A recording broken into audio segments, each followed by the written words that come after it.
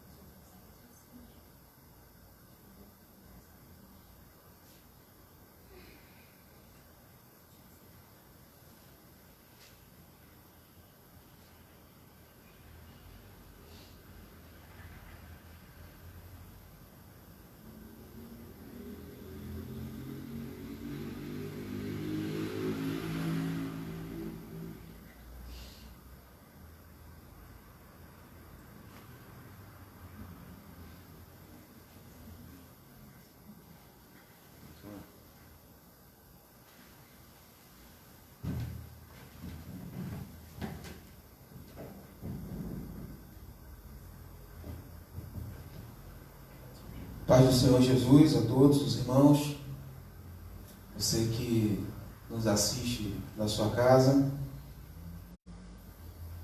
Quero desejar uma boa noite, desejar que você viva essa noite na presença do Senhor, que é o melhor lugar em que nós podemos estar. Vamos iniciar o nosso culto com a leitura do Salmo de número 27. Convido que você abra sua Bíblia em família, no seu lar. Já queremos parabenizar todas as mães, todas as mamães, pela data, pelo dia de hoje, onde se comemora, se celebra esse dia.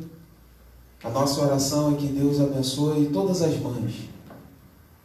Abençoe com vida, com saúde, com sabedoria, com a presença do Espírito Santo, em nome de Jesus.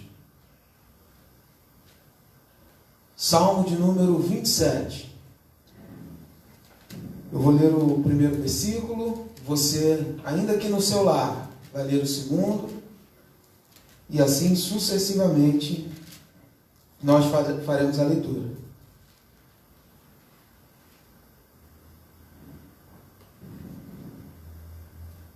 Todos encontraram? Amém? Diz assim a palavra do Senhor: O Senhor é minha luz e a minha salvação. A quem temerei? O Senhor é a força da minha vida. De quem me recearei? Vamos malvados, se alimentaram de mesmo investiram contra mim para comer as cascas que tropeçaram e caíram. Ainda que um exército me cercasse, o meu coração não temeria. Ainda que a guerra se levantasse contra mim, nisto confiaria. Uma coisa pedi ao Senhor e a buscarei, que possa morar na casa do Senhor todos os dias da minha vida, para contemplar a formosura do Senhor e aprender o seu tempo. Porque no dia da adversidade me esconderá no seu pavilhão. No oculto do seu tabernáculo me esconderá, por-me-á sobre uma rocha. Então triunfarei sobre os inimigos que me cercam. Em seu tabernáculo oferecerei sacrifícios com aclamações, cantarei e louvarei ao Senhor. Ouve, Senhor, a minha voz quando clamo. Tem também piedade de mim e responde-me.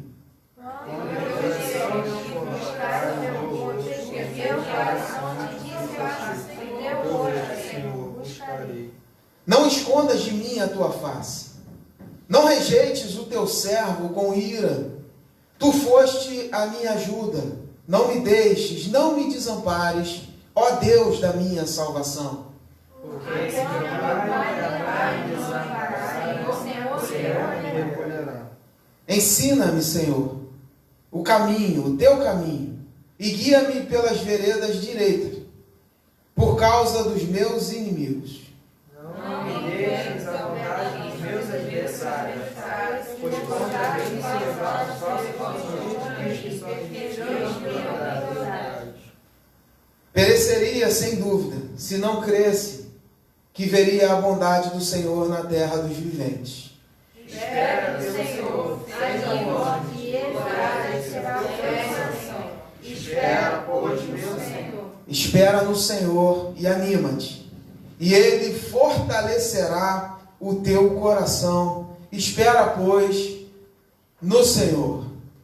Que Deus abençoe a sua vida, abençoe a sua família, abençoe a sua casa nessa noite. Eu gosto muito do versículo 4 que nós lemos, que diz: uma coisa pedi ao Senhor, e a buscarei, que eu possa morar na casa do Senhor todos os dias da minha vida, para contemplar a formosura do Senhor e inquirir no seu templo. Que essa noite a sua casa se encha da presença de Deus, de forma que não haja presença alguma que não seja somente a dele. E que Deus te abençoe nessa hora. Vamos orar. Senhor, obrigado. Obrigado pela tua palavra. Obrigado, Deus, por estarmos na tua presença. Nós já sentimos o Senhor e o Senhor é real. Nós pedimos em nome de Jesus que o Senhor receba a nossa adoração. Deus, que os lares espalhados pela cidade, Deus, os lares cujos quais os sinais dessa transmissão estejam entrando nessa noite, passem a ser tabernáculo da tua habitação, lugar de adoração, lugar de sacrifício, mas não os sacrifícios da antiga aliança, aqueles feitos com sangue, aqueles feitos por animais, os sacrifícios que somos nós. Que essa noite seja noite de quebrantamento, de arrependimento, noite de mortificação e renascimento para a glória de Deus. Que em nome de Jesus, o teu Espírito Santo já vá tocando no coração de cada um, aonde quer que esteja. E que em nome de Jesus o teu nome seja glorificado nessa noite, nesse lugar. Essa é a nossa oração. Em nome do teu Filho amado, Jesus Cristo de Nazaré. Vamos adorar o Senhor, vamos louvar ao nome daquele que é digno de honra, glória e louvor eternamente.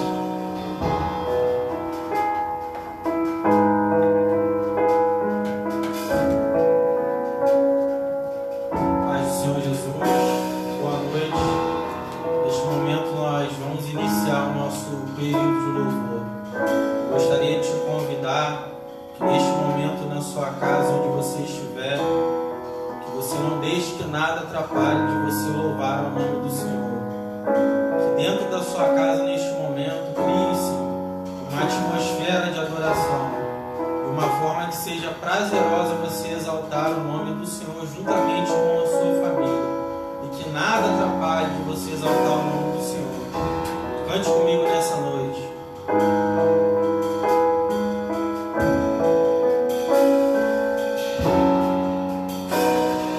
Rei exaltado,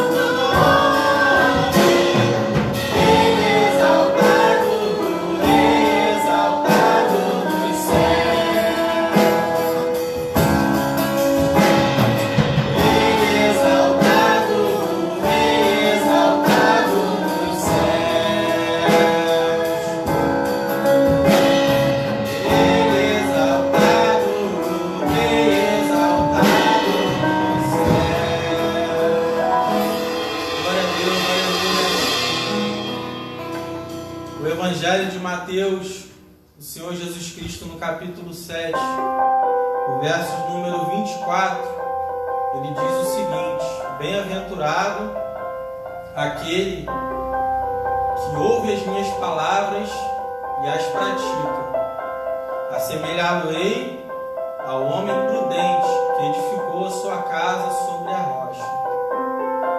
E que nessa noite, em meio a tudo isso que nós estamos vivendo, que você venha edificar a sua casa, os seus pensamentos, as suas atitudes no Senhor Jesus Cristo, para que você não seja abalado por nada que aconteça ao seu redor, porque aí pode vir chuva, pode vir vento, pode vir tempestade, podem vir as crises, podem vir tudo, mas você está firmado nas promessas do Senhor Jesus Cristo. Então o segredo que nós temos para passar em qualquer situação é muito simples. É acreditar na palavra do Senhor, ouvir e praticar. Quer ter sucesso na sua vida? Quer não ser abalado? Quer não ser pego de surpresa, meu irmão? Acredita no Senhor, ouve a palavra dele, obedece, permanece em santidade. Permanece, meu irmão, firme nas promessas do Senhor. Esse louvor que nós vamos cantar, ele fala disso. Ele fala em crer, mas não é um crer da boca para fora. É um crer com as nossas atitudes. Se você crê no Senhor Jesus Cristo, permanece firme. De repente você está no seu lar e está já desanimando. A falta de comunhão com os irmãos, de repente, ela enfraqueceu a sua vida espiritual. Você está pensando de repente em abandonar esta casa edificada na rocha. Mas eu quero dizer para a sua vida, meu irmão, não corre para a areia, não, permanece firme nas promessas do Senhor. Permanece firme na rocha que é Jesus Cristo. Porque quando vier dificuldade, você não vai ver a sua casa cair. E é sobre isso que eu quero ministrar nesta noite ao seu coração. Que esse louvor ele venha edificar a sua vida.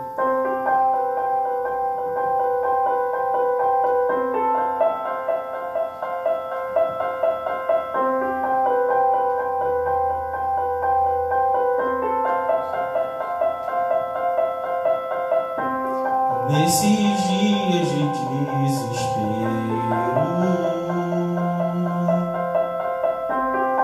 incerteza e medo há,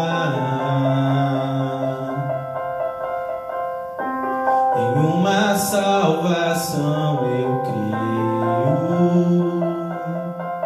em ti, creio em ti.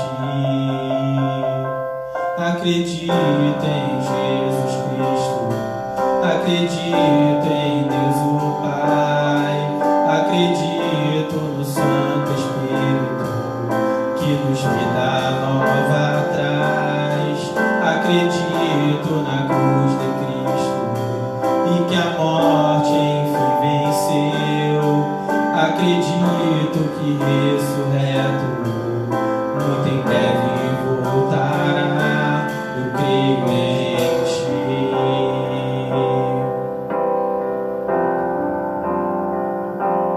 Que nossa fé não seja um hino, apenas notas em canções, e mesmo em tentações e fracos,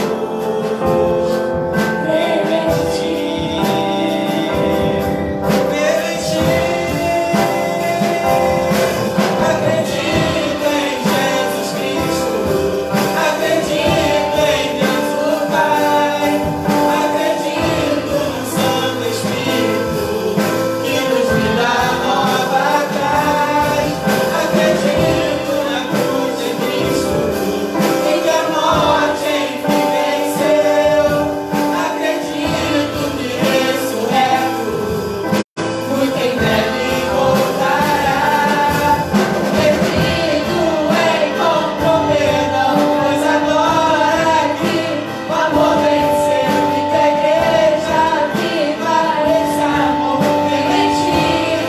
Creio em ti, e as cadeias não prevalecerão, pois o véu rasgou e veio ao chão. Seu amor não voltará em vão. Creio em ti, creio em Jesus Cristo, acredito em Deus o Pai, acredito no Santo Espírito que nos vida nova traz. Acredito na cruz de Cristo e que a morte enfim venceu. Acredito que ressurreto muito em breve voltará. Acredito em Jesus Cristo, acredito em Deus o Pai, acredito no Santo Espírito que nos vida nova traz. Acredito na cruz de Cristo e que a morte enfim venceu. Acredito que ressurreto muito em breve vai, em breve voltará.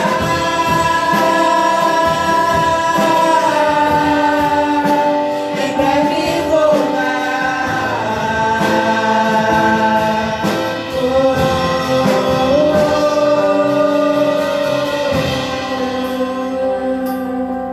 Aleluia, glória a Deus. Permanece firme, irmão.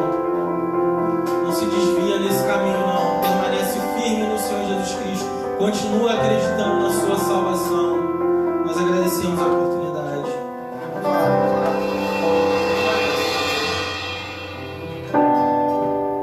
Queria aproveitar esse momento para que nós fizéssemos uma oração. Fizéssemos uma oração pelas famílias, pelas pessoas que estão nessa hora nos hospitais.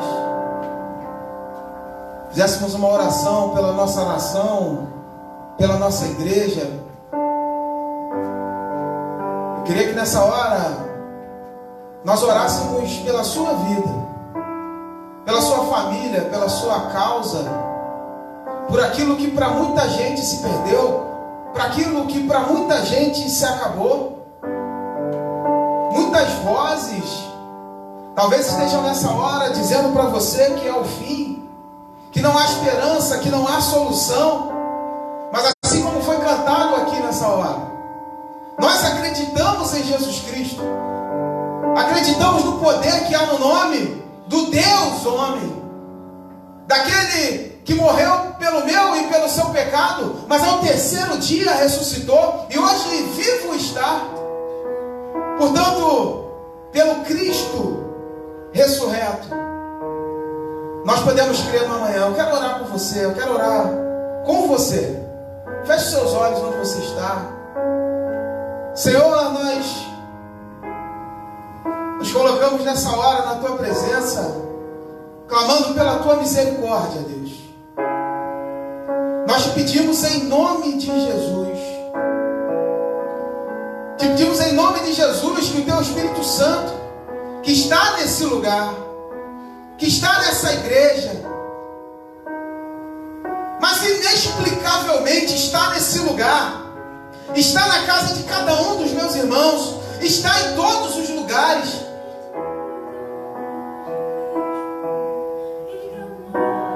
Que o Espírito Santo, que convence o homem do pecado, do juízo, da justiça, que opera maravilhas, derrame graça sobre o lar do meu irmão.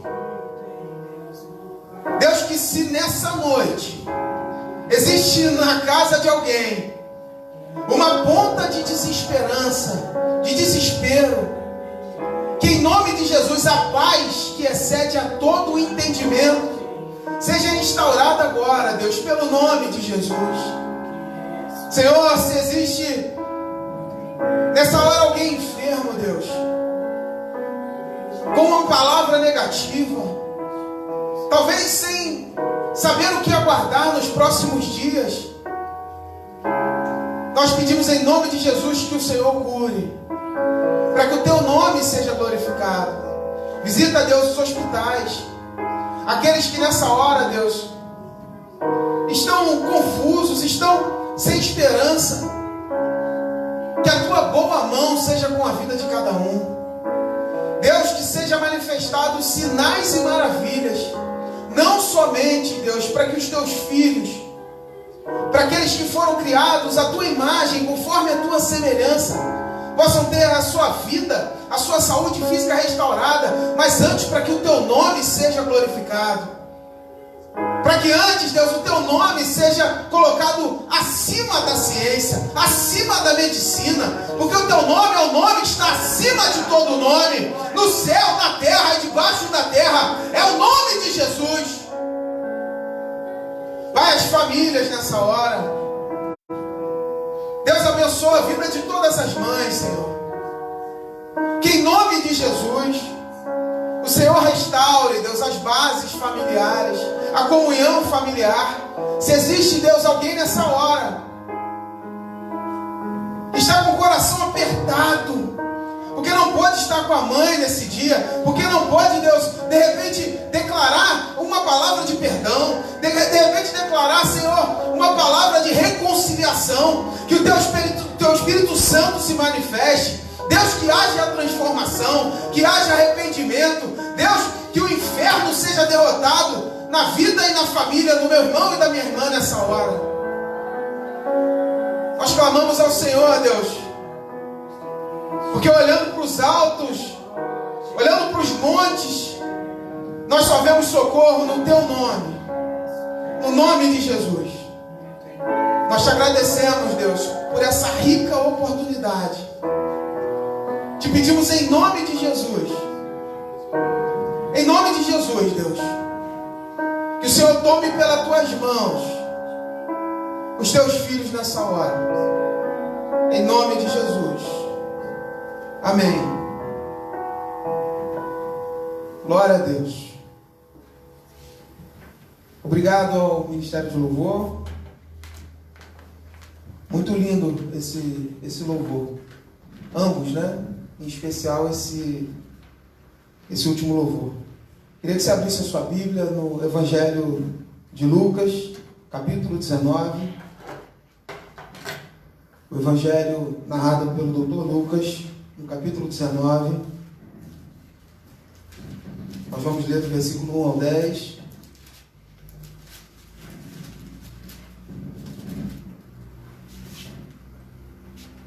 Eu estou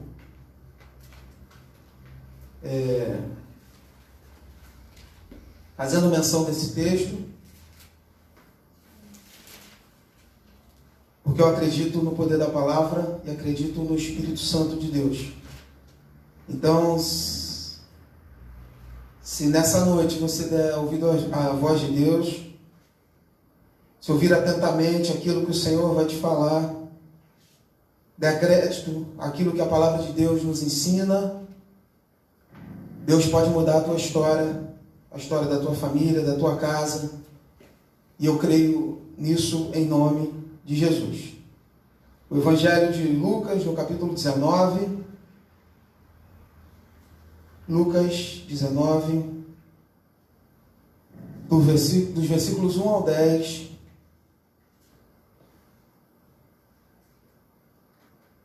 e diz assim a palavra de Deus: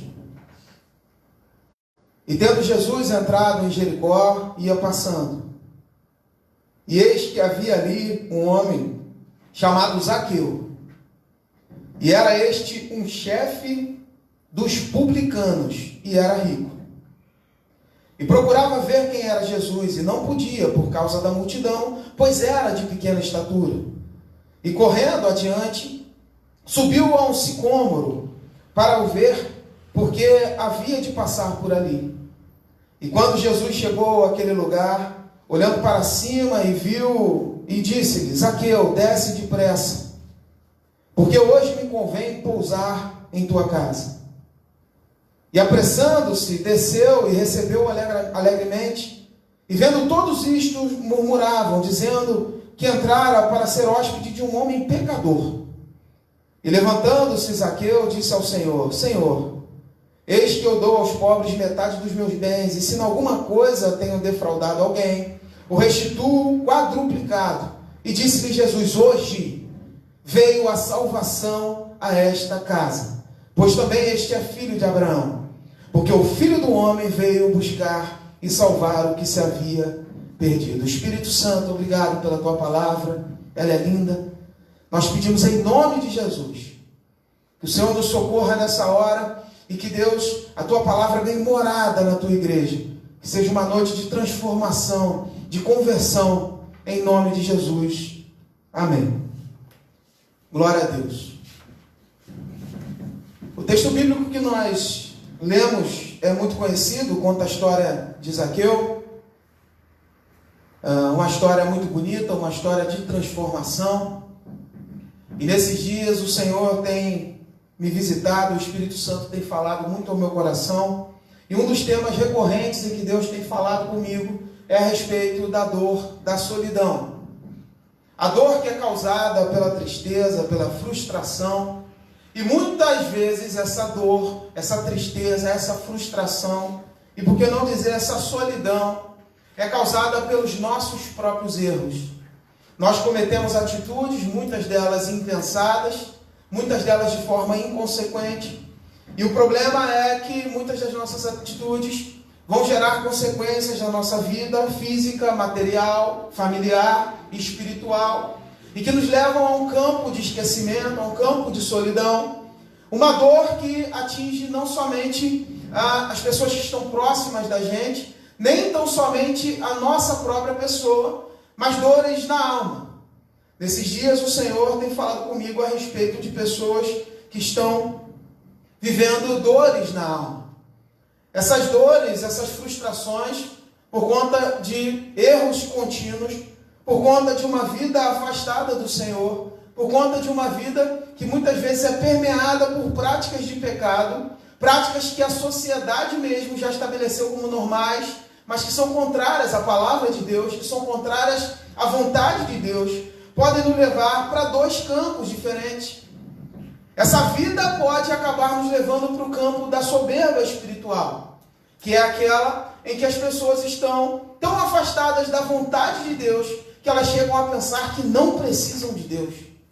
Mas existe outro campo perigoso, que o pecado, que as práticas pecaminosas podem nos levar, que é uma inferioridade espiritual, que pode nos dizer que pela vida que nós estamos levando, pela vida que nós levamos de forma pregressa, nós, além de estarmos vivendo nesse cenário, agora nós não merecemos mais a presença de Deus. Então a soberba espiritual é uma voz que diz aos seus ouvidos que você não precisa de Deus. E a inferioridade, a sarjeta espiritual, é uma outra voz que diz para as pessoas que elas não merecem mais a presença de Deus. Mas nessa noite eu quero te dizer que Jesus transforma pessoas, Jesus muda histórias e Jesus propõe novos destinos. Talvez você esteja ouvindo essa introdução e essa palavra já tenha parecido familiar a você. Talvez alguém que esteja escutando essa mensagem esteja pensando, olha, esse pastor parece que me conhece, porque realmente eu acredito que eu não preciso de Deus. Essa é uma palavra difícil de ser verbalizada. Você vai ver pouca gente dizendo que não precisa de Deus, mas muitas pessoas estão vivendo como se não precisassem de Deus. Outras pessoas podem estar se identificando por acreditarem que a vida delas está tão suja, tão permeada do lamaçal do pecado, que elas não merecem mais Deus. Mas essa também é uma palavra difícil de ser verbalizada, mas muitas pessoas estão vivendo como se não merecessem o amor e a graça de Deus. Agora, o que eu acho curioso é que nós estamos observando a história de Zaqueu no capítulo 19 do Evangelho de Lucas, mas o capítulo 18 é um capítulo que traz uma grande relação com o capítulo 19. Se você voltar ao capítulo 18, você vai ver que no capítulo 18 o Senhor Jesus aplica um sermão maravilhoso a um publicano, falando a respeito do fariseu e do publicano. Ele ainda aplica um sermão falando sobre a riqueza, sobre o jovem rico. Mas o mais interessante é que no capítulo 18, Jesus cura um cego que estava no caminho de Jericó. E no capítulo 19, Jesus salva Zaqueu, que estava no alto de uma árvore. Olha que interessante, no capítulo 18, Jesus, para curar o cego de Jericó, faz com que esse cego se levante, porque ele estava sentado na beira do caminho. E no capítulo 19, para salvar Zaqueu, Jesus manda que Zaqueu desça. Então não me importa se você está vivendo um quadro, um cenário de soberba espiritual, ou se você está vivendo um cenário de sarjeta espiritual, Jesus essa noite vai mandar você levantar ou descer, porque convém que hoje ele pouse na sua casa. Não importa se nessa noite essa mensagem vai fazer com que você reconheça que não importa a vida pregressa que você esteja vivendo, não importa a sarjeta espiritual que você esteja jogado, Jesus quer te pegar pela mão, te reerguer, te dar vestes novas, te colocar um anel no dedo, celebrar uma festa para você e te dar uma nova vida. Ou talvez, se você esteja vivendo um cenário de soberba espiritual, em que para você a presença de Deus passou a ser desconsiderada, pode ser, meu amigo, que o Espírito Santo hoje vai arrebatar o seu coração e te convencer que longe de Jesus você não é nada, aliás, você não é ninguém. Jesus hoje quer pousar na tua casa.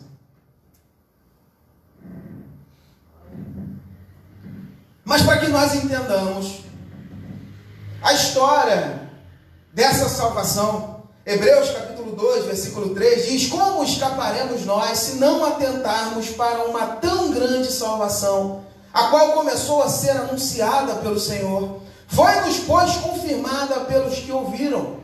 Então, para que nós entendamos a história da tão grande salvação da vida de Zaqueu, nós precisamos nos atentar para alguns elementos que o texto bíblico vai nos informar. Essa mensagem é uma mensagem que exige da nossa atenção, porque existem aqui, nesses versículos que nós lemos, algumas informações que são fundamentais não só para entender quem era Zaqueu, mas também para entender o potencial e o poder dessa ação de Jesus salvífica na vida desse homem. E os primeiros elementos estão logo nos primeiros versículos, versículo 1 e 2, eles dizem assim: e tendo Jesus entrado em Jericó, ia passando, e eis que havia ali um homem chamado Zaqueu, e era um chefe dos publicanos, e era rico. Os primeiros elementos que vão lançar um pano de fundo a essa mensagem são o local onde isso aconteceu e a condição desse homem chamado Zaqueu. O primeiro deles é o local onde isso acontece.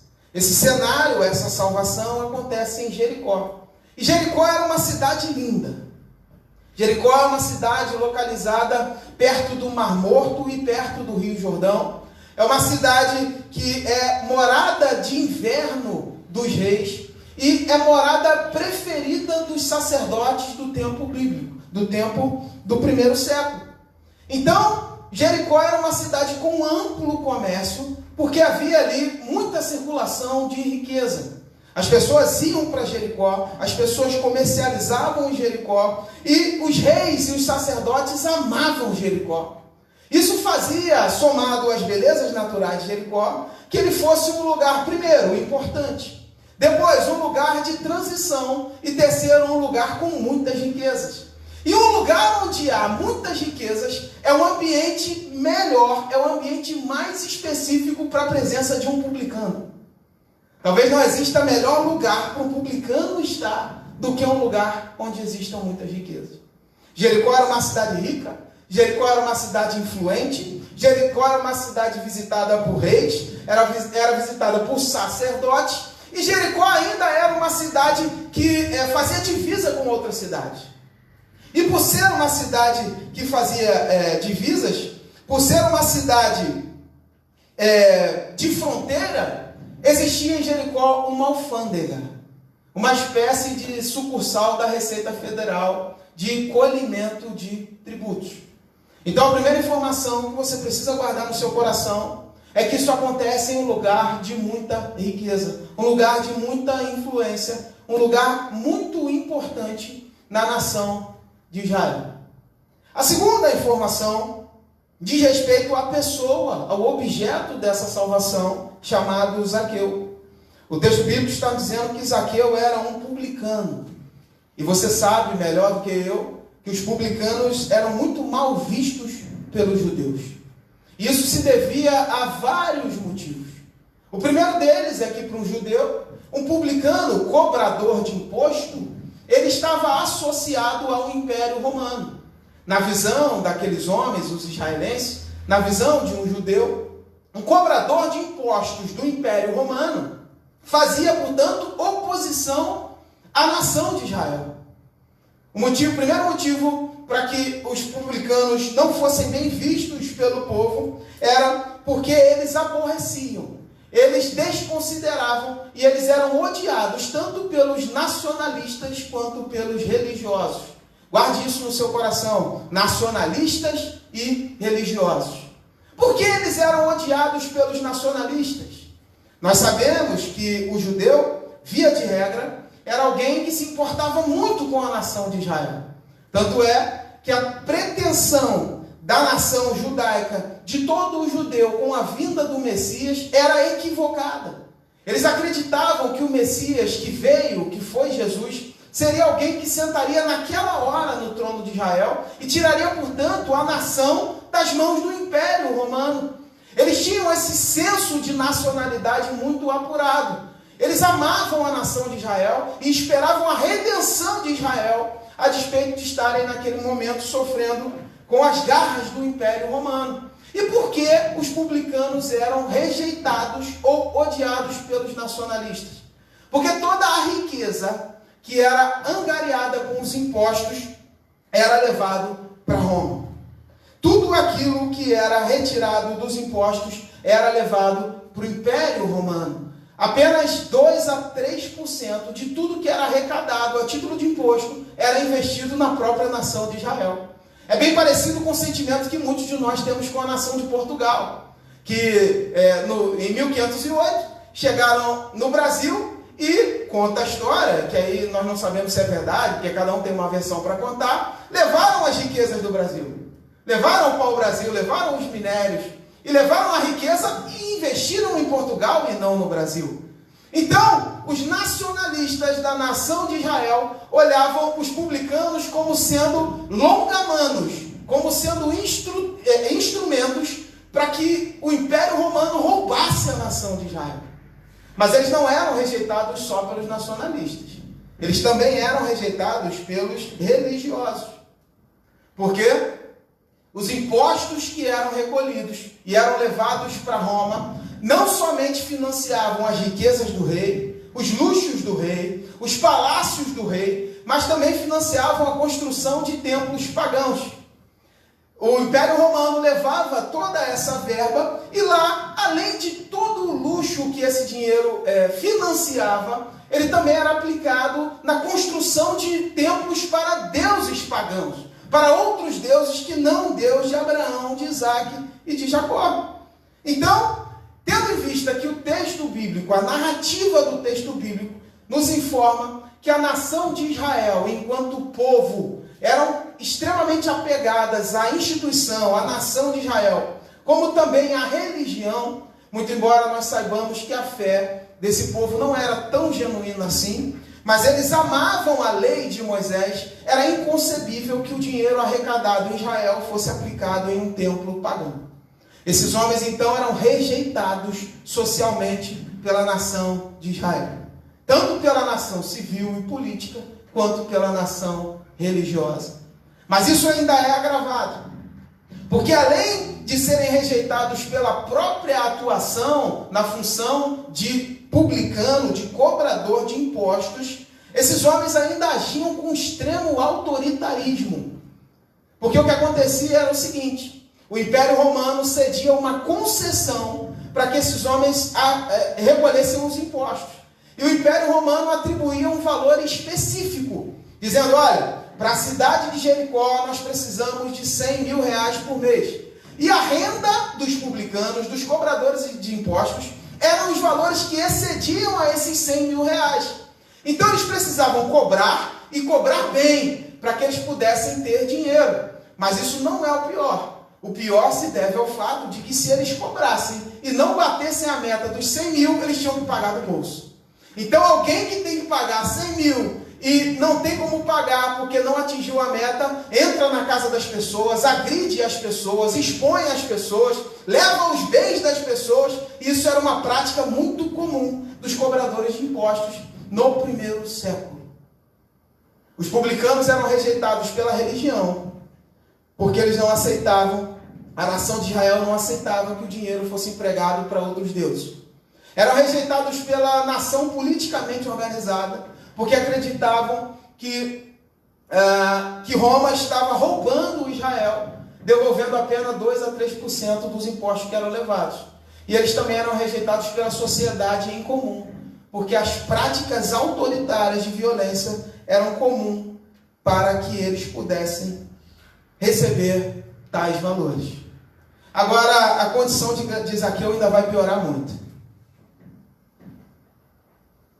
Se parece que por esses fatos Zaqueu já era para ser reprovado, tanto pela religião quanto pela sociedade.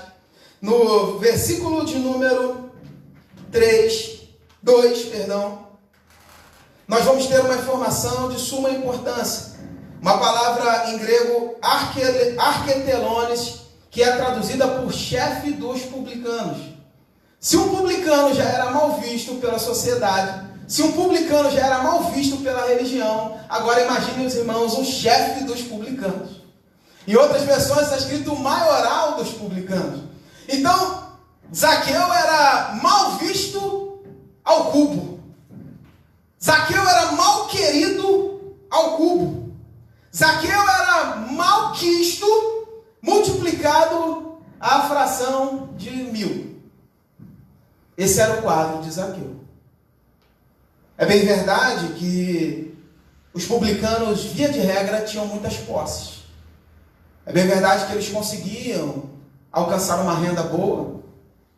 Um chefe dos publicanos, nós nem precisamos conjecturar, porque o próprio versículo 2 vai nos dar a informação de que ele era rico. Mas a despeito de ter poder, a despeito de ser autoritário, e a despeito de ter riquezas, Zaqueu não tinha paz. É muito comum nós vermos isso hoje. O maior índice, ou pelo menos grande parte das notícias de suicídio que chegam às nossas casas, acontecem nos melhores e mais importantes apartamentos da zona sul das cidades. São nos lugares onde há riqueza, onde há entretenimento, onde há status, onde há posse, mas não há paz. Me parece claramente que Zaqueu vive então uma crise de consciência, porque nada supre, nada preenche e nada transforma alguém que está vivendo uma crise de infelicidade longe de Deus. Me parece que Zaqueu está aqui vivendo uma doença que não é tão rara. Zaqueu está doente da alma. Zaqueu tem dinheiro, tem posse, tem status, mas Zaqueu agora é doente da alma. Por falar em doença, nós poderíamos fazer menção da menina, da mulher do fluxo de sangue, que também tinha uma doença, e porque tinha uma doença vivia isolada socialmente, também vivia rejeitada. Se nós formos falar aqui sobre o paralítico que foi curado no tanque de Betesda, a Bíblia vai dizer que ele estava lá há 38 anos, vivendo também de forma marginal e de forma isolada. Mas tanto no caso da menina do fluxo de sangue, quanto no caso do paralítico no tanque de Betesda, as doenças eram físicas, e é possível que nem eles tenham culpa delas. Mas no caso de Zaqueu, a doença era na alma. Sorrisos falsos, amores falsos, sentimentos falsos, pessoas falsas, abraços falsos, amizades falsas. Isso fere, isso machuca, isso isola, isso nos coloca no campo do isolamento e da dor. E é por isso que eu comecei essa mensagem falando sobre a dor. Porque assim como nós, assim como Zaqueu, muitos de nós estão passando por esse momento. Uma vida de pecado, de erro, uma vida vivendo à margem da lei, uma vida sendo mal vista tanto pela religião quanto pela sociedade, que tem nos conduzido a esse caminho de doença na alma. E essa doença é uma doença que fere, que machuca e que agride tanto que nós temos duas opções. Ou essa doença na alma vai nos levar para o caminho da morte, ou essa doença na alma pode nos levar para os braços de Jesus. No versículo 3, a Bíblia vai dizer: e procurava ver quem era Jesus. E não podia por causa da multidão, pois era de pequena estatura. E correndo adiante, subiu a uma figueira brava para o ver, porque havia de passar por ali. A Bíblia então está nos dizendo que esse mesmo homem, Zaqueu, que era mal visto pela sociedade, que era mal visto pela religião, que estava vivendo uma crise de alma, uma crise de consciência, resolve procurar ver quem era Jesus. Agora, preste atenção no versículo 3, que a Bíblia não está dizendo que ele procurava ver Jesus. A Bíblia está nos informando que ele estava procurando ver quem era Jesus. Como se ele tivesse a possibilidade de em Jesus encontrar uma solução para a sua vida, muito embora ele ainda não tivesse certeza do que Jesus poderia fazer. Zaqueu então estava procurando, sondando e especulando, saber se existia alguém que poderia lhe tirar desse vale de dor, desse vale de sofrimento, e esse vale de isolamento da alma causado pelo pecado e pela rejeição. Zaqueu estava rejeitado, mas me parece, pelo versículo 3, que procurando ver quem era Jesus, Zaqueu então é tocado pela graça de Deus, e agora ele consegue enxergar uma luz no fim do túnel. Ele consegue perceber que, olha, a minha situação não é fácil. Eu estou vivendo de forma que parece que os meus dias já não fazem mais sentido, mas me parece que existe alguém que pode mudar a minha vida. Mas o que levaria um publicano a investigar sobre Jesus? Eu estava estudando esse texto e estava meditando nessa palavra, e isso veio na minha cabeça, veio no meu coração, porque falar sobre investigar a pessoa de Jesus hoje, nós temos milhares de elementos para poder tomar essa atitude. Todos de nós um dia já ouvimos falar sobre Jesus, por mais que nós não conheçamos a história de Jesus nos mínimos detalhes, muitas pessoas não conhecem. Eu acredito que você já ouviu falar sobre Jesus. Mas a minha curiosidade é alguém que não conhecia Jesus, mas que agora estava querendo ver quem era, saber quem era Jesus, sendo um publicano, sendo alguém que tinha autoridade, sendo alguém que tinha dinheiro. E aí eu começo a ver algumas possíveis razões para que esse homem quisesse ver quem era Jesus. A primeira dessas razões é porque Jesus ama até os publicanos. Zaqueu era um publicano, rejeitado pela sociedade, rejeitado pela religião, mas Zaqueu não foi rejeitado por Jesus. E talvez uma das evidências que tenha levado Zaqueu a querer ver quem era Jesus é porque dentre os 12, os discípulos que andavam com Jesus, existia ali um publicano. Talvez Zaqueu de longe, a Bíblia não vai dizer, mas talvez Zaqueu de longe tenha visto a pessoa de Mateus e tenha reconhecido ali alguém que era um cobrador de impostos.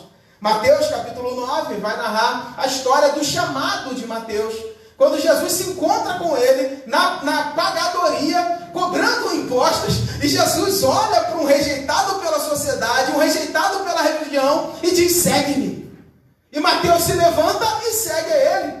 Mas mais do que isso, talvez o que tenha acendido a chama no coração de Zaqueu é que, além de ter se encontrado com um cobrador de impostos e ter chamado, no capítulo 9 ainda de Mateus, a Bíblia vai dizer que Jesus se assentou para comer com pecadores e publicanos.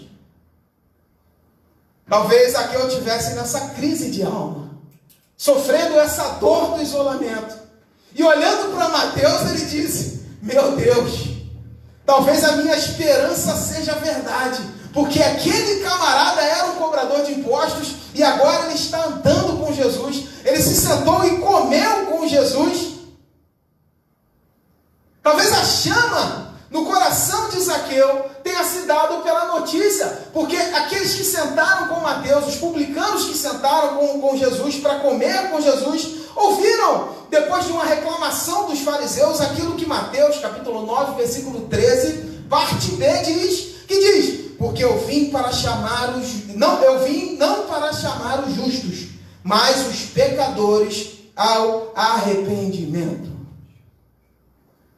Talvez Zaqueu tenha tomado a consciência de que precisava saber quem era Jesus, porque aquele que estava isolado da sociedade e da religião poderia então se sentar à mesa e ter intimidade com aquele que fez os céus e a terra.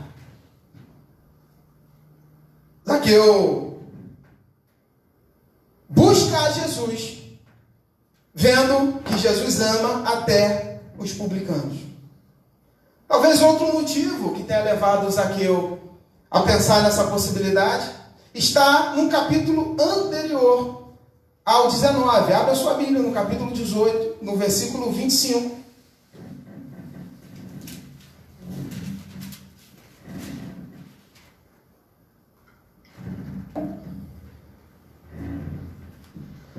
Jesus ama até os publicanos.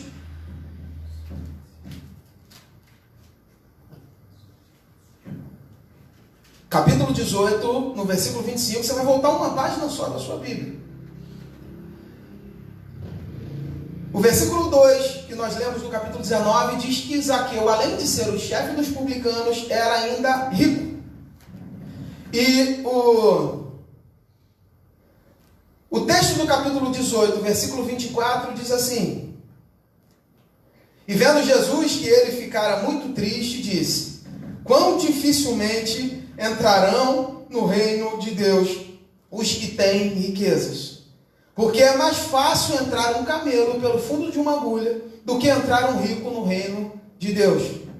E os que ouviram isso disseram: logo, quem pode salvar-se? Mas ele respondeu: as coisas que são impossíveis aos homens são possíveis a Deus. Zaqueu primeiro se convence que Jesus ama até os publicanos. Jesus ama até os cobradores de impostos. Ama, chama e se senta para comer com eles. Mas Jesus também não rejeita os ricos. Porque pode ser que no meio dessa conversa, alguém tenha olhado para Zaqueu e dito assim: Zaqueu, talvez Jesus vai te aceitar como sendo um publicano, como sendo um cobrador. Porque eu estou vendo ali Mateus. Mas Zaqueu, ele não vai aceitar um rico. Jesus, no sermão do versículo 18, falando ao jovem rico, que o jovem diz que seguia a lei, que cumpria toda a lei, mas quando Jesus pede que ele venda os seus bens, dê aos pobres e o siga, o jovem se entristece porque era muito rico. Mas na conclusão desse sermão, Jesus disse: as coisas que são impossíveis aos homens são possíveis a Deus. Então Zaqueu pode ter pensado na sua condição de alma e chegado à seguinte conclusão: realmente, eu sou rejeitado, eu sou publicano, eu sou cobrador de impostos e eu sou rico. E a minha condição é muito difícil de salvação. Mas esse homem que vem ali, chamado Jesus de Nazaré, há poucos versículos atrás, me disse que as coisas que são impossíveis aos homens são possíveis a Deus. Então vale a pena eu pesquisar, eu investigar quem é esse homem. Porque assim como ele salvou, curou e libertou, hoje ele pode mudar a minha vida. Mas eu penso, e o Espírito Santo fala ao meu coração, que talvez a característica determinante que tenha feito o Zaqueu tomar essa posição, essa postura de especulação e de investigação a respeito de quem é Jesus, seja definida pelo seu próprio nome. E agora eu queria que você dobrasse a sua atenção, porque nós sabemos que a Bíblia, na narrativa de todo o Antigo Testamento, ela nos apresenta os nomes como sendo muito ligados ao propósito das pessoas. Quando nós vemos a história de Abraão, o nome Abraão significa pai de multidões, pai de muitas pessoas. E nós sabemos que só de Abraão nós temos uma linhagem de infinita, possivelmente de 3 linhagens de pessoas. E a promessa que foi feita a Abraão no capítulo 12 é que ele seria uma grande nação. Então o nome de Abraão está ligado ao seu propósito de ser uma grande nação. Se nós olharmos, por exemplo, para o nome de Jesus, o nome de Jesus é chamado Deus que salva. O nome de Jesus significa Deus que salva. E nós sabemos que Jesus, por mais que tenha a sua natureza 100% humana, também tem a sua natureza 100% divina. E foi o sacrifício de Jesus na cruz do Calvário que deu a possibilidade de salvação para mim e para você. Então o nome de Jesus, que tem como significado Deus que salva, está intimamente ligado com o propósito de Jesus na terra. Agora, olhando para a vida de Zaqueu, o nome dele pode ter dado a ele a impressão de que ele estava absolutamente fora do propósito de Deus. Isso se deve ao fato de que o nome Zaqueu significa justo e puro. Então, além de perceber que ele estava diante de Jesus, que aceita publicanos, que recebe publicanos, que chama publicanos, que se senta para comer com cobradores de impostos, além de estar diante daquele que olha para um rico e diz: olha, a sua condição não é boa não, mas os homens estão dizendo aí que é impossível. Eu te digo que não há impossível para Deus. Ele agora está diante de um quebrantamento de coração diante da revelação do significado do seu nome. Porque ele olha para Zaqueu e sabe que Zaqueu se chama justo e puro. E ele olha para a vida dele e a única coisa que não tem na vida de Zaqueu é justiça e pureza. Agora, eu quero aqui fazer uma reflexão a partir dessa digressão e dizer para você que nessa caminhada ministerial, nesses anos que nós estamos vivendo dentro da igreja, a maior tristeza para um pastor, a maior tristeza é de olhar pessoas que estão vivendo o absoluto despropósito com aquilo que Deus preparou para a vida deles. Pessoas que não conseguem viver de acordo com os propósitos de Deus para a sua própria vida. Isso é triste demais. Pessoas estão nessa hora olhando para si mesmo e se auto-intitulando de uma série de nomes, atribuindo significados à sua existência, dizendo que nunca chegarão lá, que nunca conquistarão, que nunca serão aceitas, que nunca serão introduzidas na vida espiritual de Deus, nos propósitos de Deus, pessoas que se julgam não serem espirituais, pessoas que acreditam que não têm vida com Deus, enquanto Deus nos chama de sacerdócio santo, de povo eleito. Deus nos fala que nós somos mais do que vencedores em Cristo Jesus. Deus nos diz que nem a vida, nem a morte, nem o agora, nem o porvir, nem principados, nem potestades, nada, nem coisa alguma nos separará do amor de Deus que está guardado em Cristo Jesus. Deus nos chama de mais que vencedores. Zaqueu, que significa justo e puro, agora está vivendo injustiça e impureza, caminhando absolutamente longe dos propósitos de Deus. E se está longe dos propósitos de Deus, nós podemos concluir que está vivendo em inimizade com Deus. E se ele chega a essa conclusão, baseada no seu nome, de que ele está vivendo longe dos propósitos de Deus, e portanto está vivendo inimizade com Deus, está vivendo de forma brigada, inimiga do Senhor, Zaqueu não pode chegar a uma outra conclusão que não seja: eu preciso de reconciliação. E só Cristo Jesus reconcilia o homem com Deus. Zaqueu olha o seu quadro, e Romanos 5, a partir do 8, diz: mas Deus prova o seu amor para conosco em que Cristo morreu por nós, sendo ainda pecadores. Logo mais agora, tendo sido justificado pelo seu sangue, seremos por ele salvos da ira. Porque se nós, sendo inimigos, fomos reconciliados com Deus pela morte de seu Filho, muito mais, tendo sido já reconciliados, seremos salvos pela sua vida.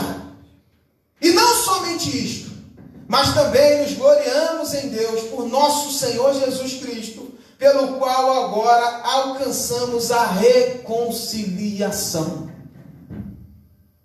Então eu quero, diante desses três argumentos, dizer que Zaqueu olhou para Jesus e viu alguém que aceitava os cobradores de impostos, que se assentava na mesa com os publicanos.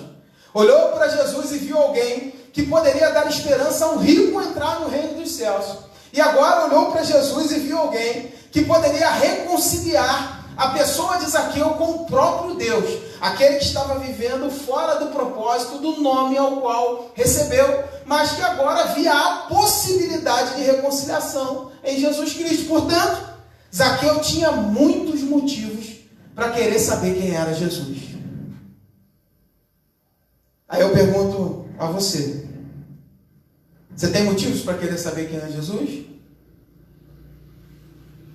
A sua vida tem revelado motivos para que você queira saber quem é Jesus?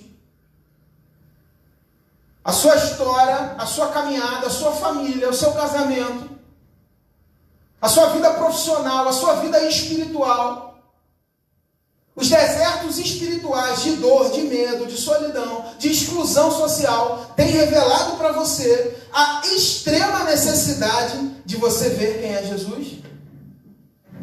Versículo 5.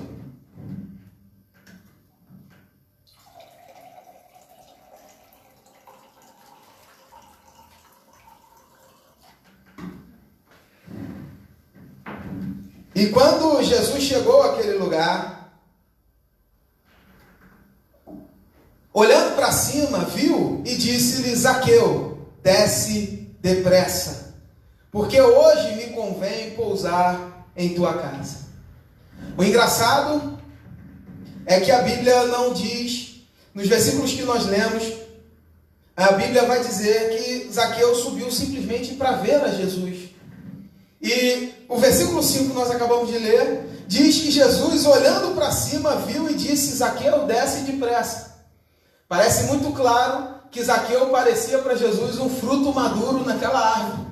Parece muito claro que pelo versículo 3 e 4, a graça preveniente, a graça já tinha descido ao coração de Zaqueu. E esse homem, vendo alguém que aceitava publicano, alguém que abria a possibilidade de salvação a um rico, e alguém que poderia colocar ele de novo nos trilhos do nome para o qual ele nasceu para viver, estava diante dele de tal forma que Zaqueu estava absolutamente quebrantado pela graça de Jesus. E Jesus, vendo isso, olha para cima e faz o grande chamado, dizendo: desce depressa. Talvez você esteja vivendo a mesma circunstância de Zaqueu.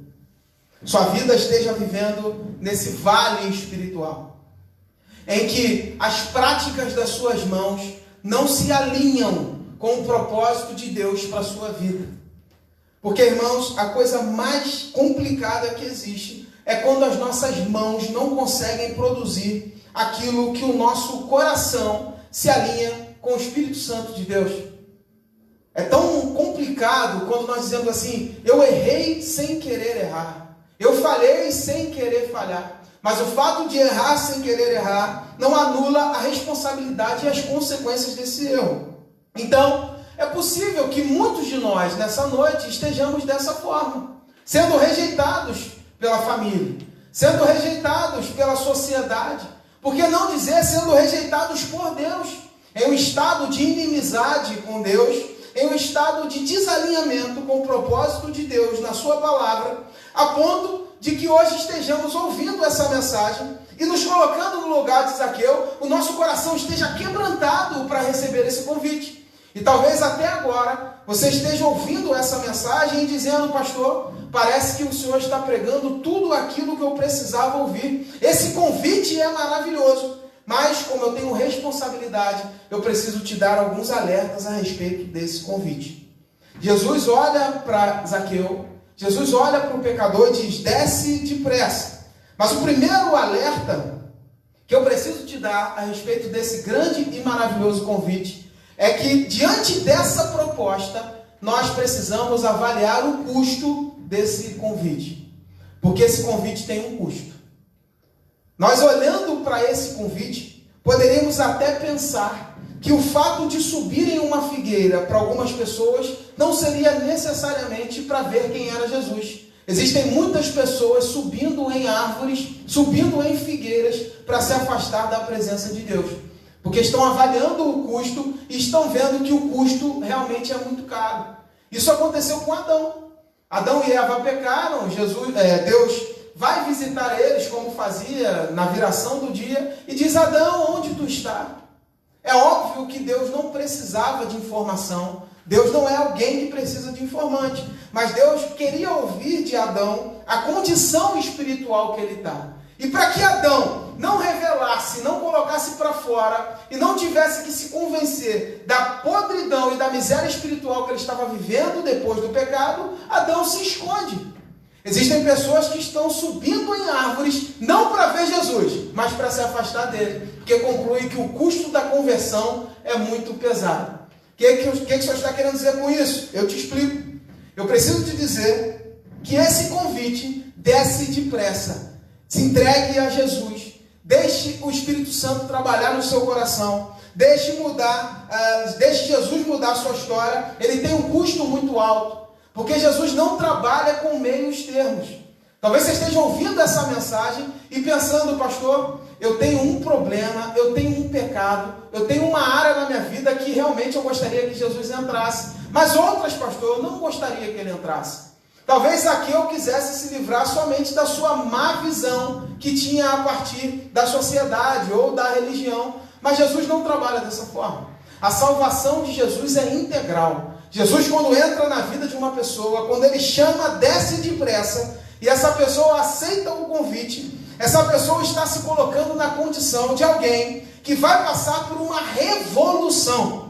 Jesus não quer mudar apenas uma área da sua vida. Jesus vai mudar na tua vida. Jesus vai entrar na sua casa. Jesus vai mudar a tua família. Jesus vai mudar o teu trabalho. Jesus vai mudar o teu casamento. Jesus vai mudar os teus filhos. Jesus vai tirar tudo que não presta. Jesus vai limpar a casa e vai habitar dentro dela. O Espírito Santo vai entrar na sua vida de uma forma, meu irmão, que você agora vai passar a viver a obra da graça, e daqui a pouquinho você vai ser santificado, vai ser batizado, você vai ser sapecado no fogo de Jesus. Então nós temos que avaliar o custo. Quando Jesus chama alguém e diz, desce depressa, essa pessoa precisa estar consciente que dizer sim vai mudar toda a sua história.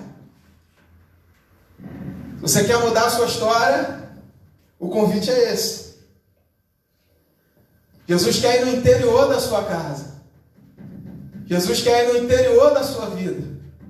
Jesus quer ir no interior do seu coração. Jesus quer mudar aquilo que você nunca disse para ninguém. Jesus quer restaurar tudo de uma vez. Hoje nós estamos celebrando o Dia das Mães. Existe uma frase que diz, mas mãe é todo dia. Tudo bem, mas já que hoje foi eleito, foi estabelecido um dia especial para isso, nós celebramos as nossas mães. Eu estive hoje com a minha mãe e eu já mando um beijo para ela. Almoçamos juntos, a minha esposa também esteve com a mãe dela. E foi uma bênção, foi muito bom estar com a minha mãe. Eu estava muitos dias sem estar com ela, por conta desse isolamento que nós estamos vivendo. Mas eu tenho certeza absoluta que existem muitas pessoas que estão agora com tristeza no coração, porque estão sem falar com as mães. Mães sem falar com filhos, irmãos sem falar com irmãos, filhos sem falar com pais.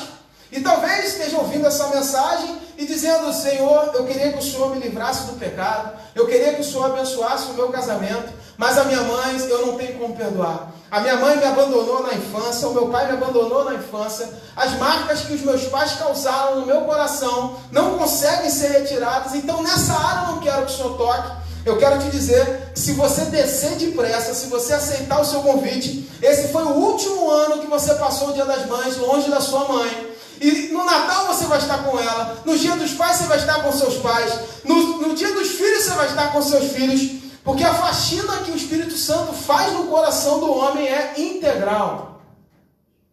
Jesus quer mudar toda a sua vida. Uma outra característica desse chamado é que nessa hora Zaqueu não podia pensar em ninguém.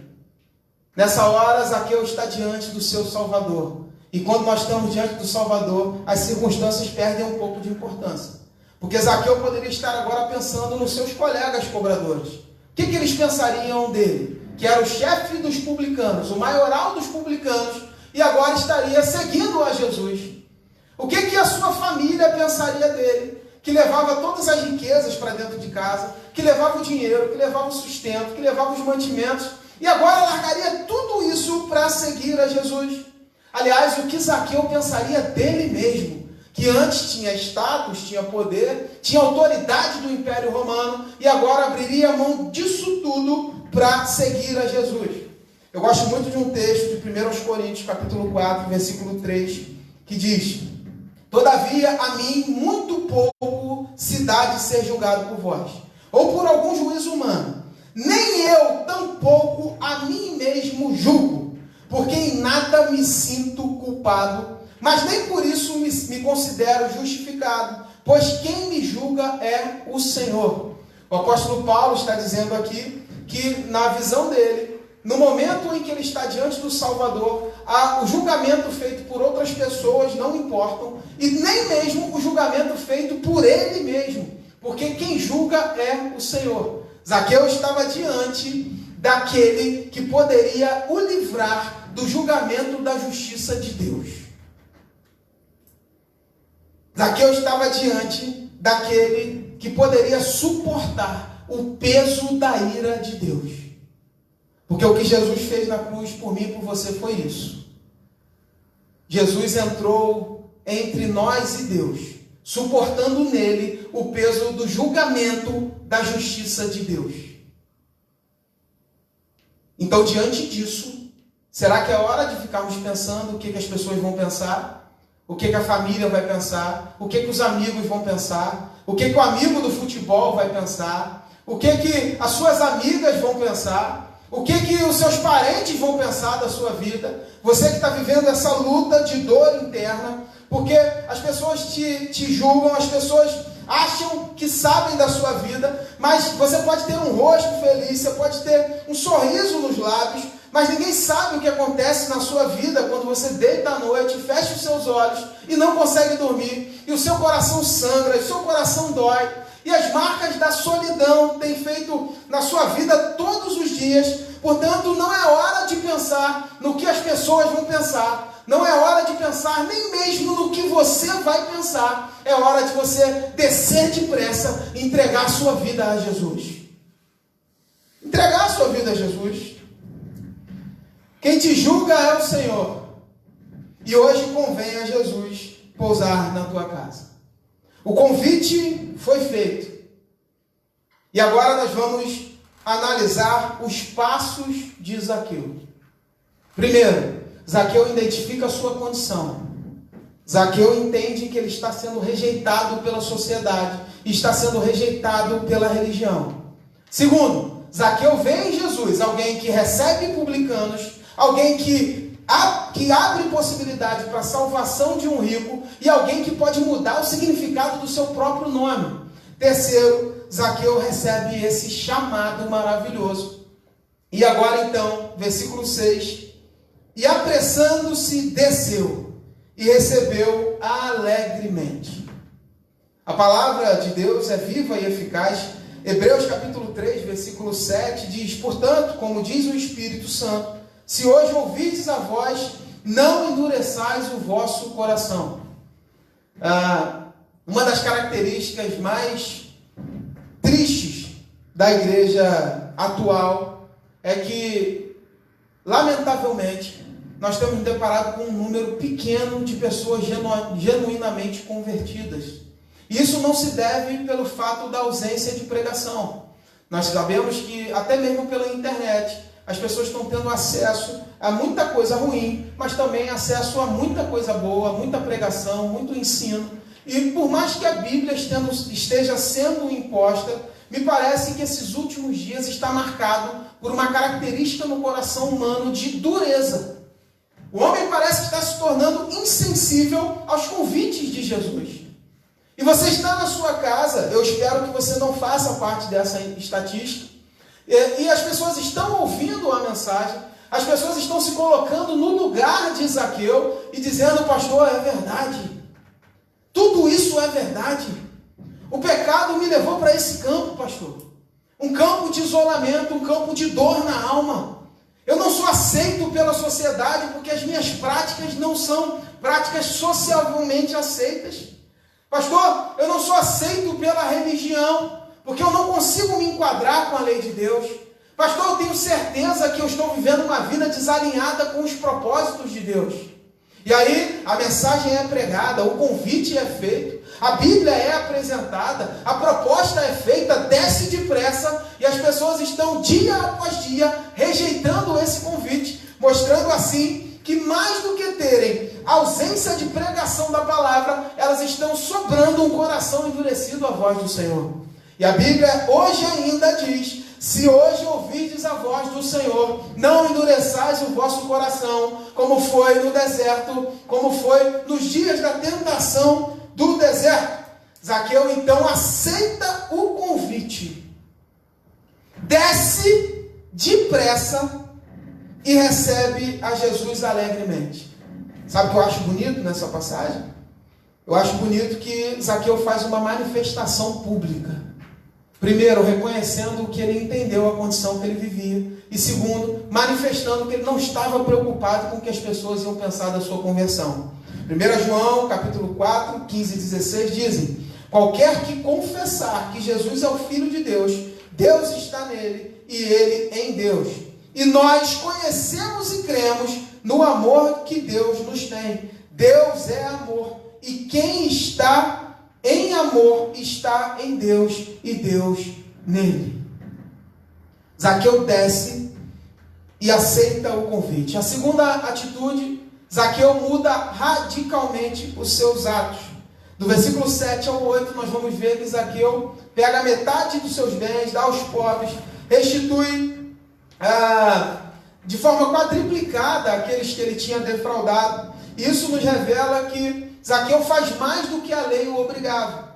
Porque uma restituição voluntária, a partir de Levítico capítulo 6, era preciso restituir apenas 1/5 da parte daquilo que tinha sido tomado de forma ilícita. Mas Zaqueu compara a vida que ele havia levado ao crime de matança, ao pecado com roubo e matança, restituindo então de forma quadriplicada aquilo que ele tinha defraudado.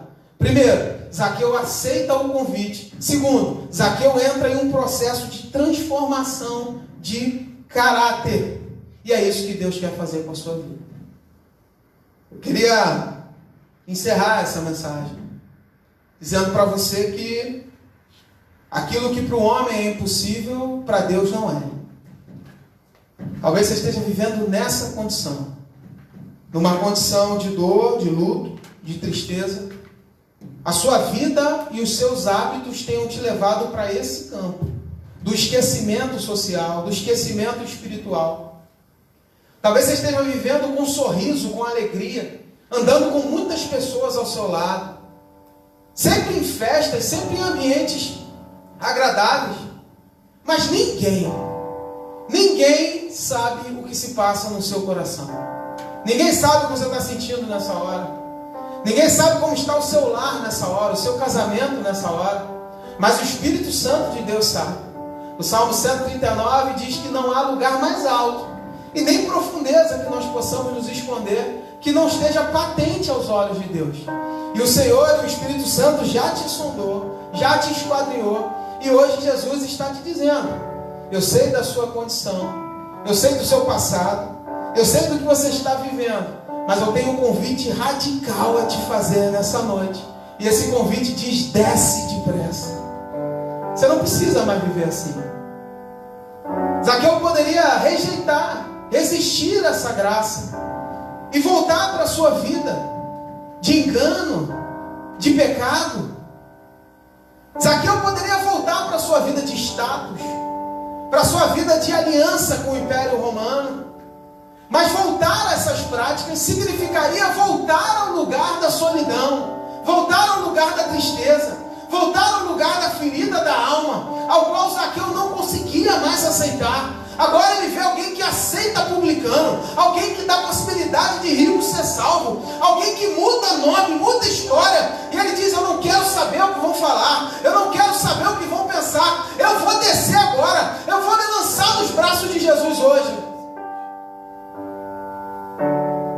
Eu te convido a largar tudo, abandonar tudo, a esquecer tudo que você viveu até hoje, aceitar esse convite radical, pular dessa árvore, pular desse lugar de separação, pular desse lugar de derrota, pular desse lugar de ferida, de dor na alma, e se lançar nos braços daquele que é fiel para cumprir a boa obra, aquele que pode te dar salvação, aquele que muda a história, que muda a família, que sara, liberta, cura, transforma, que é o nome de Jesus. Você não pode endurecer o seu coração. Sabe, irmãos, tantas pessoas têm vivido essa transformação, tantas histórias nessa caminhada têm nos dado manifestação empírica no dia a dia de que Jesus é o mesmo ontem, hoje e eternamente.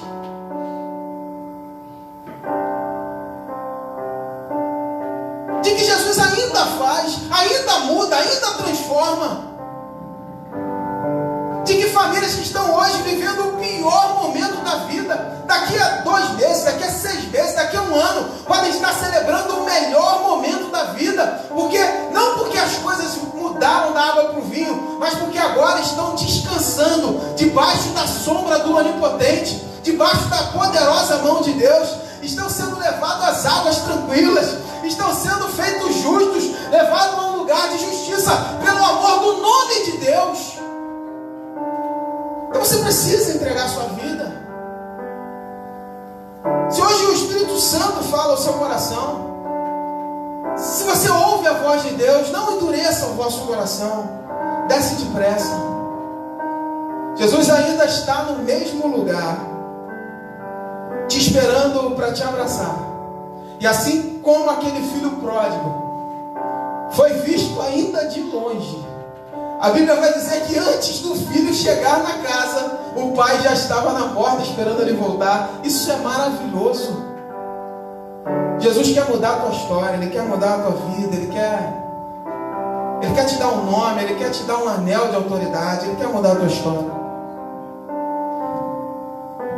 Versículo 9 e 10 dizem assim: e disse-lhe Jesus: hoje veio a salvação a esta casa, pois também este é filho de Abraão. Porque o Filho do Homem veio para buscar e salvar o que se havia perdido. Eu não sei o quão longe você está de Deus. Eu não sei o quão afastado dos propósitos de Deus para a sua vida você chegou.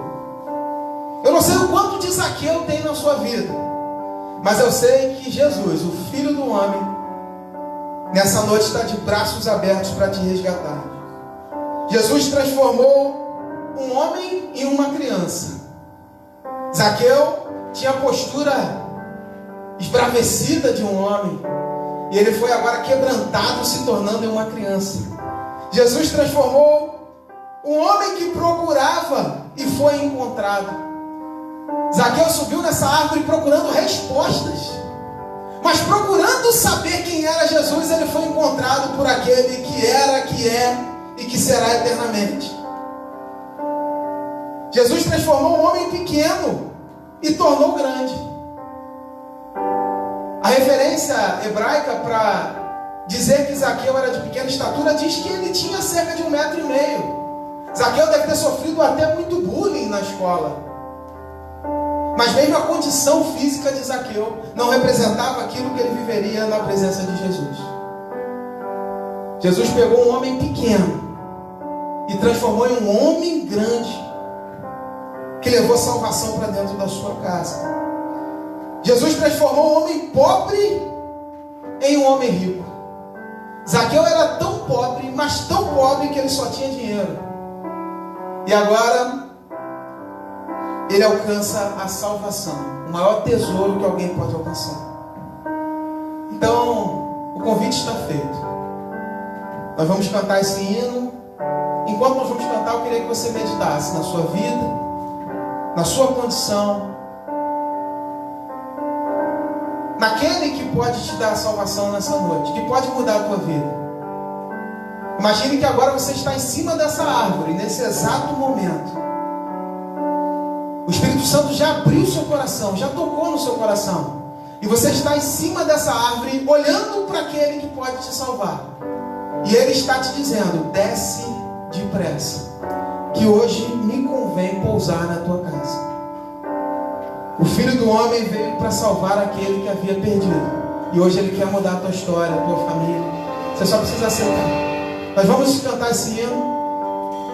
E se você deseja aceitar esse convite e quer publicamente fazer isso, assim como o Zaqueu fez, que desceu alegre e manifestou, coloca aí no comentário, diga assim: eu quero, pastor, eu quero aceitar a Jesus hoje. Eu quero mudar minha vida hoje. Eu quero mudar minha história hoje. Eu quero que a minha casa seja mudada hoje. Eu quero, pastor, viver essa revolução. Eu não quero saber, pastor, o que vão pensar de mim, o que a família vai pensar, o que os amigos vão pensar. Eu quero saber e dizer sim para Jesus hoje. Eu quero saber dessa mudança, dessa transformação na minha vida nessa noite. Nós vamos tocar esse hino e você vai meditar nessa palavra em nome de Jesus.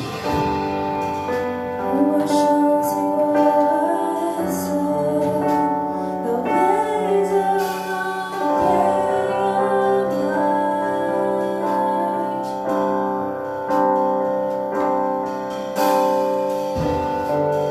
Quero estar em tua presença, nem que seja a última vez.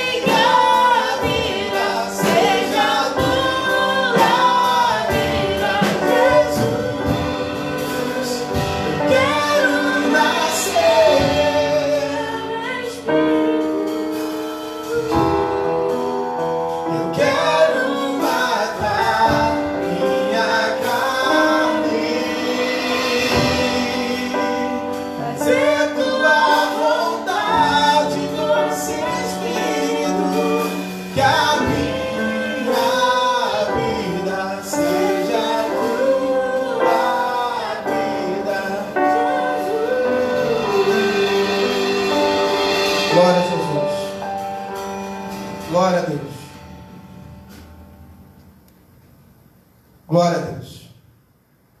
Que Deus abençoe a sua vida, abençoe a sua casa, a sua família. Queria que você fechasse os seus olhos. Nós vamos orar, vamos encerrar esse culto. Espero que você reflita sobre essa mensagem. E que se nessa noite você tomou a sua decisão, que o Espírito Santo te encha, te capacite, que a graça de Deus seja derramada sobre a tua vida. Jesus ainda muda histórias, porque Ele é o mesmo, ontem, hoje e eternamente. Que Deus te abençoe, que guarde a sua família, que transforme a sua vida, em nome de Jesus. Senhor, nós somos gratos, Deus, gratos pela tua graça, pela tua misericórdia. Obrigado, Deus, pelo teu Espírito Santo. Obrigado pelo teu Filho amado, que na cruz do Calvário nos fez propícios a ti novamente. Obrigado, Deus, porque nós erramos tanto, caminhando, Deus, por essa vida errante. E o Senhor continua ainda hoje nos dizendo: desce depressa. Desce depressa, porque eu quero mudar a tua casa, eu quero mudar a tua vida, eu quero mudar a tua história. Obrigado, Deus. Se algum lugar, algum dos meus irmãos que vai ouvir ou ouviu essa mensagem e tomou a decisão nessa noite, que o Senhor, Deus, complete a boa obra. Que em nome de Jesus, Deus, o Senhor mude a vida, a casa, a família. O Senhor apresente, Deus, a alegria que é estar na tua presença. Obrigado, Deus, por essa noite. Obrigado pela nossa igreja, pela nossa membresia. Obrigado, Deus, porque de uma forma ou de outra o Senhor está nos abençoando, o Senhor está sustentando a nossa vida. Nós pedimos aqui novamente que o Senhor cure, Deus, aqueles que estão enfermos nessa hora, mas que antes da cura física, que o Senhor, Deus, salve. Que o Senhor, Deus, cure a alma.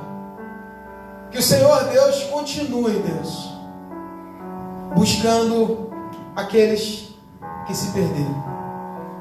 Obrigado por essa noite. Nós te agradecemos, te glorificamos e fazemos isso em nome do teu Filho amado, Jesus de Nazaré. Amém. Que você estenda as suas mãos onde você está. Estenda as suas mãos. Que o grande amor de Deus, a graça salvadora do nosso Senhor Jesus Cristo e as doces e muito doces consolações do Espírito Santo de Deus sejam sobre a tua vida, sobre a tua casa, sobre a tua família, sobre todo aquele que nessa noite ouviu a voz de Deus, não endureceu o coração e hoje diz para Jesus: eu desço e desço depressa, porque convém que Jesus hoje entre na tua casa, não somente hoje, mas para todo sempre. Amém e amém. Que Deus te abençoe, te dê uma semana de vitória em nome de Jesus.